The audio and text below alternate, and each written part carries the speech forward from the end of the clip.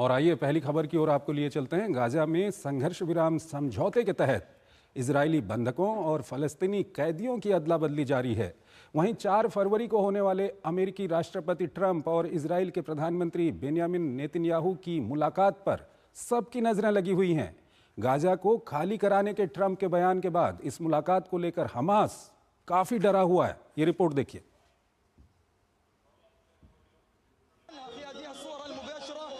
Hamas के कब्जे से बंधकों की रिहाई का सिलसिला जारी है। गुरुवार को कुल 8 बंधक रिहा किए गए।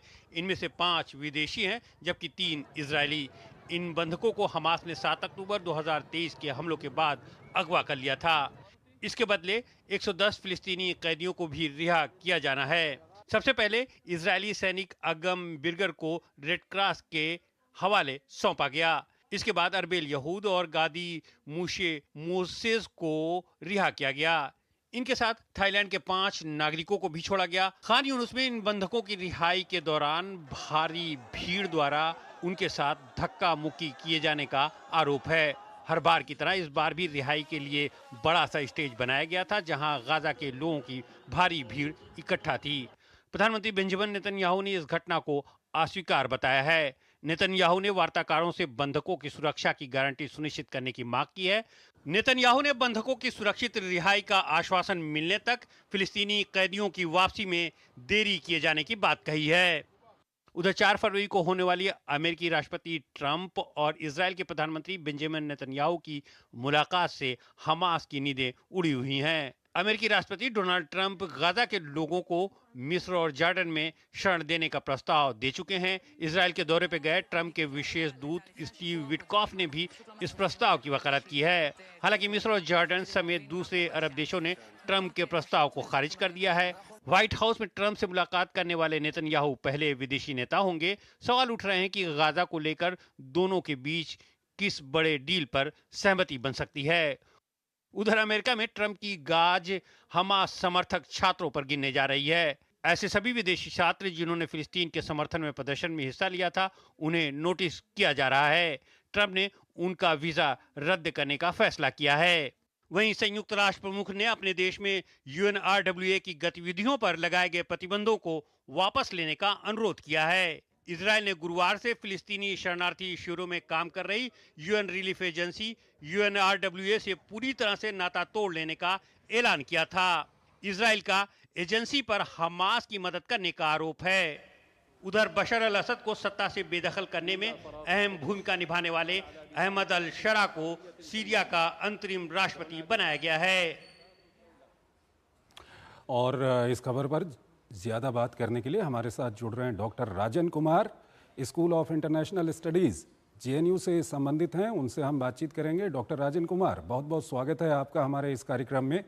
पहला सवाल जो आपके सामने मैं रखने जा रहा हूं वो सवाल ये है कि जिस तरह से गाजा में युद्ध विराम हुआ और उसके बाद अब थोड़े बहुत उतार चढ़ावों के साथ ये युद्ध विराम आगे बढ़ रहा है, बंधकों की और फ़लस्तीनी कैदियों की रिहाई हो रही है, किस तरह से आप इसको देख रहे हैं? देखिए, मेरे हिसाब से ये बहुत ही इम्पोर्टेंट डेवलपमेंट है, क्योंकि कुछ दिन पहले तक आप जानते हैं कि ट्रंप के आने से पहले लग नहीं रहा था कि इस ढंग के सीज फायर की संभावना बनती है। और लेकिन स्टीव विटकॉफ जो कि उनके रिप्रेजेंटेटिव हैं, एनवॉय हैं ट्रंप के, उन्होंने एक बहुत इंपॉर्टेंट रोल प्ले किया है और ट्रंप का मैसेज सीधा उन्होंने नेतन्याहू को देके नेतन्याहू जी पे दबाव बना के एक तरह से वहाँ पे सीज फायर की संधि करवाई है।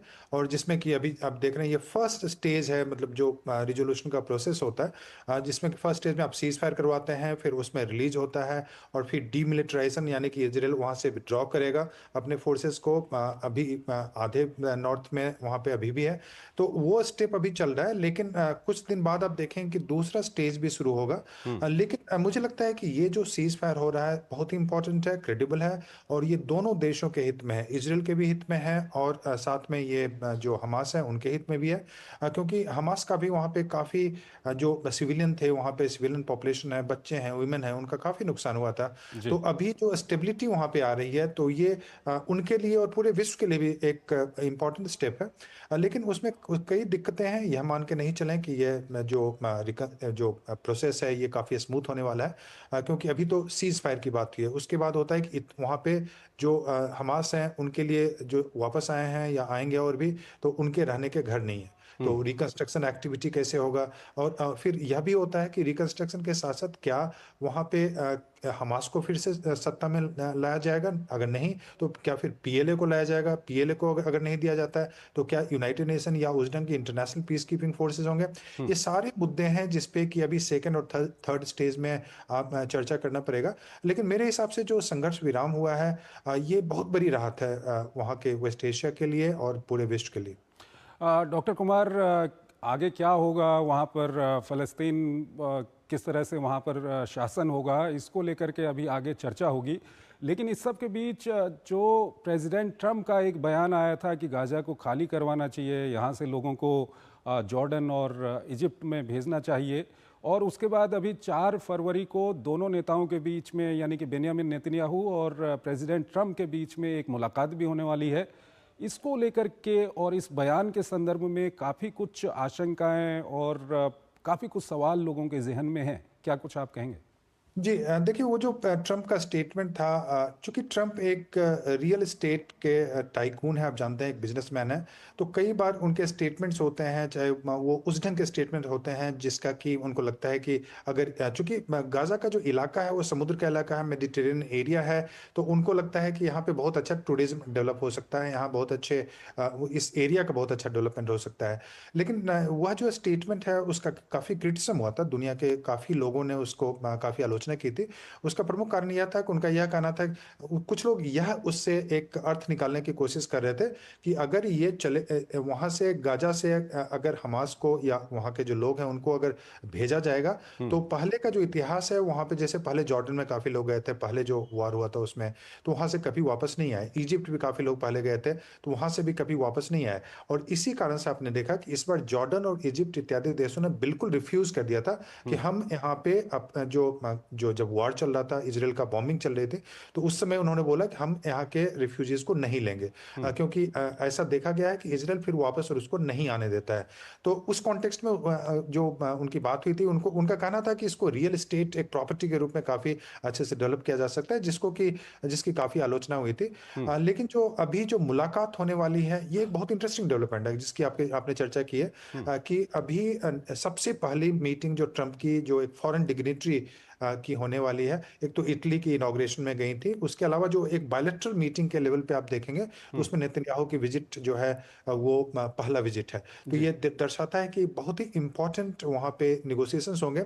जो स्पेकुलेशन है अंतर्राष्ट्रीय मीडिया में वो यह है कि आखिर ये जो डील नेतन्याहू जो माने हैं, इसके बावजूद कि नेतन्याहू का खुद राइट विंग जो वहाँ पे फोर्सेस हैं नेतन्याहू की सरकार में, वो प्रोटेस्ट कर रहे हैं कि आपने इस ढंग का डील कैसे किया, ये इजराइल के हित में नहीं है।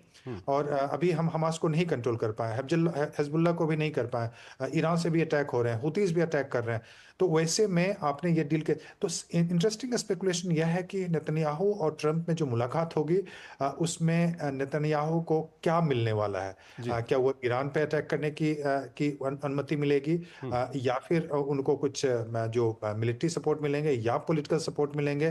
तो यह बहुत ही इंपॉर्टेंट, क्योंकि नेतन्याहू के विरोध में भी इसराइल में काफी जनता है, और उनका सर्वाइवल जो देखा जा रहा है वो इससे लिंक करके देखा जा रहा है कि वहां पे अगर जब तक युद्ध चलता रहेगा तब तक नेतन्याहू वहां पे बने रहेंगे।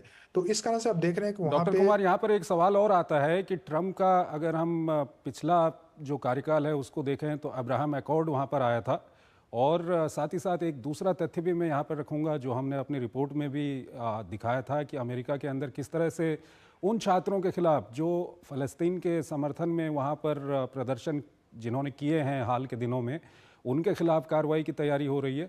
इन दोनों को अगर हम देखें, अब्राहम अकॉर्ड की बात करें, इस तरह की कार्रवाई की अगर हम बात करें, तो भविष्य किस ओर जाते हुए दिख रहा है आपको, गाज़ा का, वेस्ट बैंक का?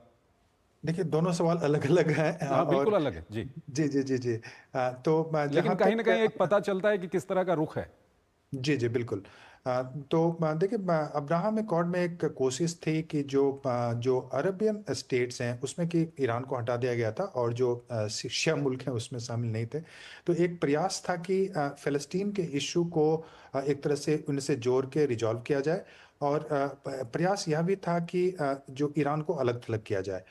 तो बहुत ही जिसमें ये अब्राहम एकॉर्ड हुआ था, और गल्फ स्टेट इत्यादि को उसमें शामिल किया गया था, तो उसमें काफ़ी संभावना बताई जा रही थी कि शायद ये हो जाएगा, लेकिन ऐसा हुआ नहीं, क्योंकि जो वेस्ट एशिया का पॉलिटिक्स है काफ़ी कॉम्प्लिकेटेड है, और वहाँ ठीक पे है। एकॉर्ड अभी कर लेते हैं, अभी भी सीज फायर हमने कर लिया, लेकिन आप जानते हैं कि इतने इश्यूज हैं वहाँ पे कि बहुत ही मुश्किल है वहाँ पे। अभी सीरिया में भी क्राइसिस चल रहा है, सीरिया से अमेरिकन ठीक फोर्स से है, ठीक है डॉक्टर कुमार, आने वाले दिनों में देखना होगा कि किस तरह से सब डेवलपमेंट होते हैं, क्या कुछ होता है। आप हमारे जी, साथ लेकिन बने रहिए। एक अभी एक वीजा वाली बात आपने बोली थी, तो ये जो है ट्रम्प जानते हैं कि वो अमेरिका में जो आपने बोला कि स्टूडेंट प्रोटेस्ट जो किए थे फ़लस्तीन के सपोर्ट में, उसका वीजा विड्रॉल की बात की थी, तो ये ट्रम्प करेंगे, और चूंकि ट्रम्प की पॉलिसी काफ़ी स्ट्रांग है इस लेके कि जो भी प्रो पैलेस्टीनियन है उन पे स्ट्रिक्ट एक्शन लेंगे, इंटरनली भी ठीक है, और ठीक है। स्टूडेंट को भी लेंगे। डॉक्टर कुमार हमारे साथ बने रहिए, एक और विषय है उस पर आपसे बातचीत करेंगे, लेकिन यहाँ पर हमको एक